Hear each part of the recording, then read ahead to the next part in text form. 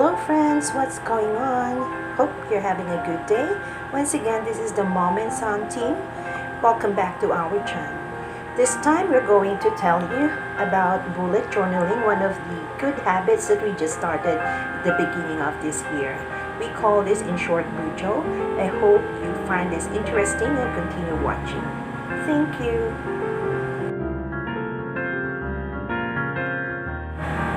Before I continue to define what is the meaning of a bullet journal and why a lot of people are doing this as it becomes very popular, I would like to tell you how I got into this hobby. So practically, I was one of the fans of these journals that are being given away every end of the year by these famous coffee shops who would ask us to collect stickers around 24 or every time we buy coffee from them, and then we get to be rewarded a journal for the new year. Every new year I make sure that I have sets of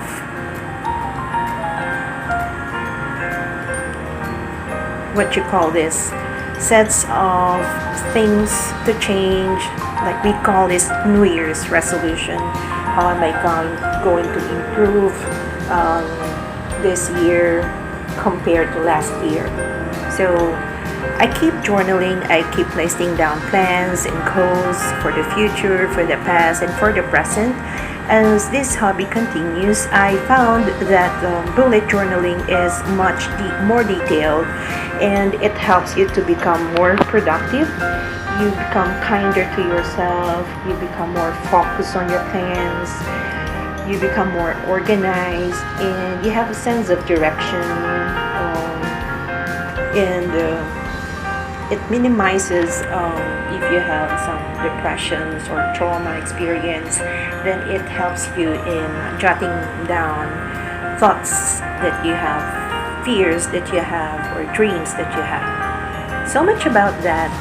So bullet journaling is an analog record that would track the past by means of going back to the past month, and then before you start the next month, you tend to remember what are the things that you have accomplished for the last month and what things you would continue to put as your goal or your plan for the next weeks or the next months.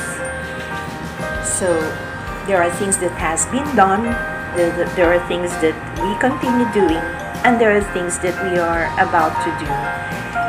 And so this is the coverage of bullet journaling. When it comes to categorizing, there are parts of the bullet journal that are easy to understand. First of all, we start with the index.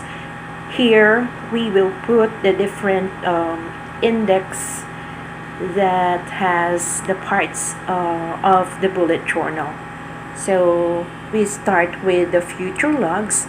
It is a page in a notebook that would contain what happens on the next dates for this present month. We would remember birthdays we don't want to miss.